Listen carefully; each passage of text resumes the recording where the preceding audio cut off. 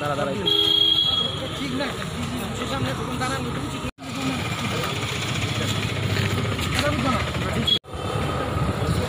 আচ্ছা করো নামের গঠন করেন লাগবে না। আচ্ছা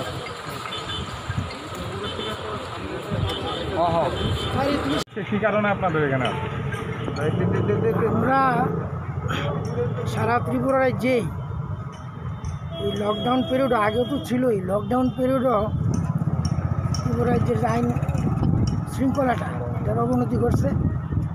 ধরুন খারাপি বধূ নির্যাতন এগুলি যেমন আছে, বিশেষ করে লকডাউনের কারণে যে বিভিন্ন সংস্থা বিশেষ করে বামপন্থী সংগঠনগুলি যে রিলিফ বিতরণের জন্য রিলিফ ক্যাম্প করছে, সেগুলিতে বিজেপির লোকেরা আক্রমণ করছে, জখম করছে।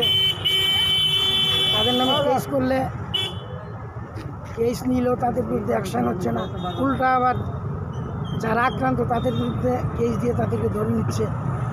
ব্লাড ডোনেশন ক্যাম্প দেখলেন রামনগর, বিলুনিয়া, বিভিন্ন জায়গাতে এগুলি হচ্ছে।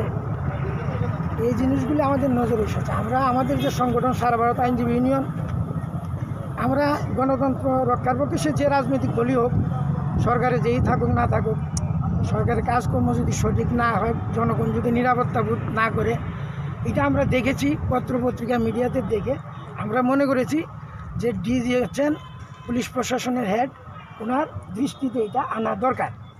আমরা লিখিতভাবে কতগুলি ঘটনার উল্লেখ করে ওনার সাথে আমরা অ্যাপয়েন্টমেন্ট চেয়েছিলাম। আজকে আমাদের 11:30টার সময় সাক্ষাৎকার দিয়েছে, আমরা গেছি, ওনার সাথে কথাবার্তা আমরা বলেছি। আমাদের রিপ্রেজেন্টেশন ডেমনস্ট্রেশন মেমোরেন্ডাম দেখেছে, উনি বলছেন এগুলি দেখবেন এবং নিরপেক্ষভাবেই এগুলি যাতে যথাযথ তদন্ত হয়, দোষীদের যাতে বিরুদ্ধে আইন ব্যবস্থা নেওয়া যায়, উনি সেই কারণটা দেখবেন। কী কী ঘটনাগুলি তুলে ধরলেন?